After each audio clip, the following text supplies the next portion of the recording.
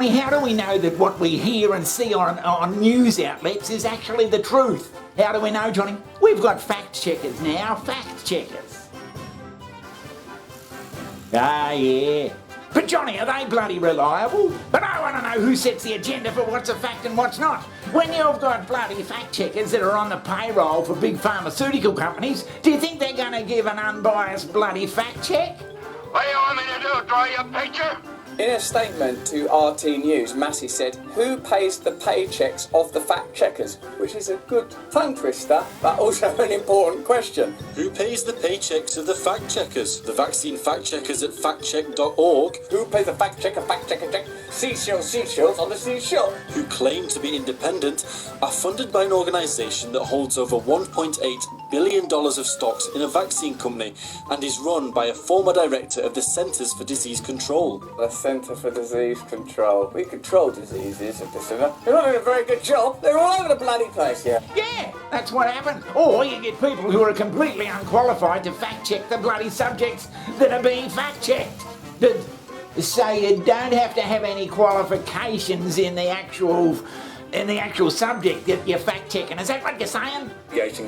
Rather than investing a proportion of Meta's substantial profits to help ensure the accuracy of medical information shared through media posts, you have apparently delegated responsibility to people incompetent in carrying out this crucial task. Pretty strong words.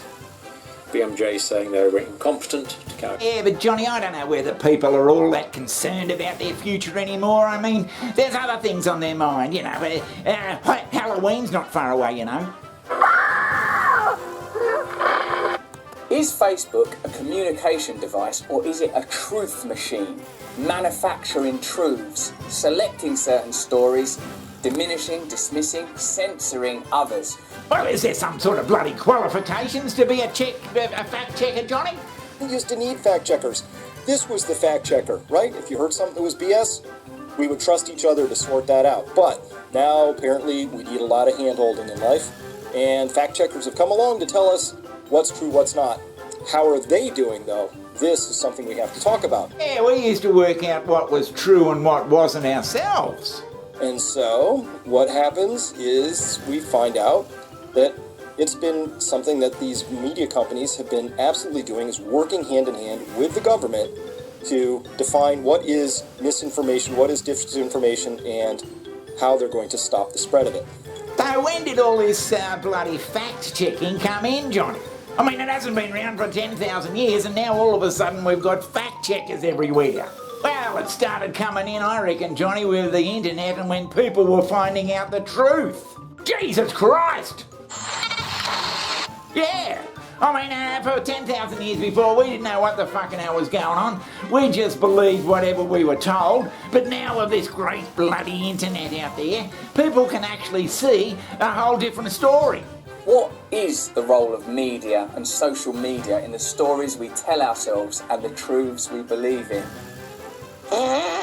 And the authorities who might have an agenda to set, they don't like people drifting off that bloody agenda too far. So they send in these bloody so-called fact checkers.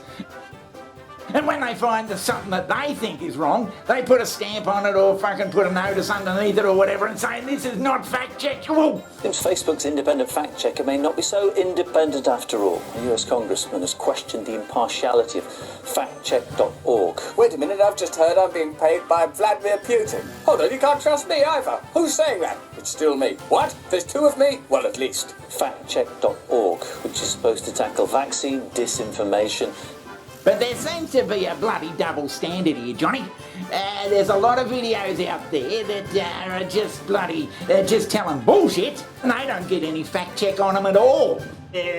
So-called documentaries made on bloody, on past civilizations and all that sort of stuff. Does anybody fact check those? The Akkadians are part of the lineage of the Semitic, who inhabited the region of northern Syria. The Akkadians arrived in Mesopotamia around 2550 BC. Both of these cultures had the same advanced machining with these stones. We may not even be able to do today with the tools that we have available. Well, yeah, who is checking them? Or a bloody label along the bottom saying this is not correct, this hasn't been verified, and all sorts of bullshit like that. Well, how would they fucking know? Your personal safety, the safety of the entire city, depends upon your full cooperation with the military authorities. Now, whether you believe in all this stuff, Johnny, is something for you to decide. If you decide you believe in that sort of thing, then you don't want a government come along and telling you that this is all bullshit. You're not to watch it or believe it anymore. There are hundreds of Bigfoot sightings across the country. Some people devote their lives to the pursuit of the creature. Hickory, North Carolina, August 2019. Doug Teague is walking his dog, Crazy Daisy, in the woods near his home when he has an encounter worth recording.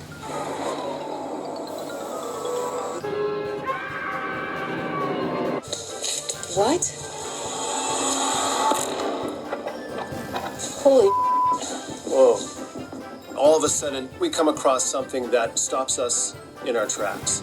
One theory is they don't give a shit whether you believe in Bigfoot or not, even though that goes against the very fabric of science. Yeah, but are you saying Bigfoot's not true? Well, it'd be good fun to believe in him, Johnny, but the science says that he doesn't exist. So where is the warning on all the Bigfoot videos that says this hasn't been verified? They just ignore it. So one thing is is on their agenda, and all the other shit that we don't worry about, we just leave that alone. People can believe what they want. It's a free country. Let alone in the Utah desert. They just might hold some of the answers for strange objects in the sky. What is that? Did you guys see that? Whoa!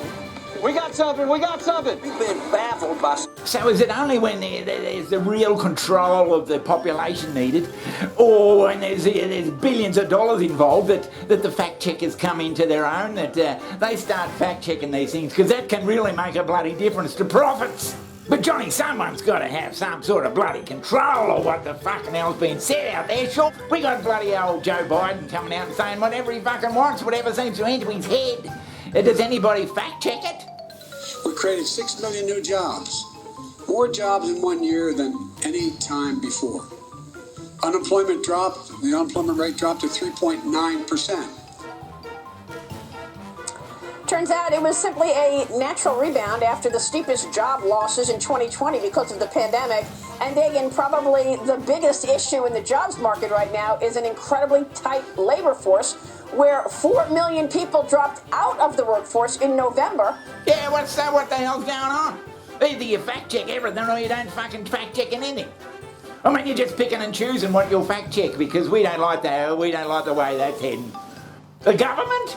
People are getting too big for their boots. They're starting to find out things we don't want them to find out. So, I can't wrap my arms around this crazy Facebook defense that their fact checks are protected opinions.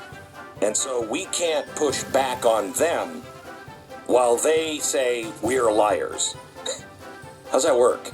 We've got to watch what's being said because we don't want those people finding out the truth. I said, take it easy, baby, I worked all day and my feet feel just like lead.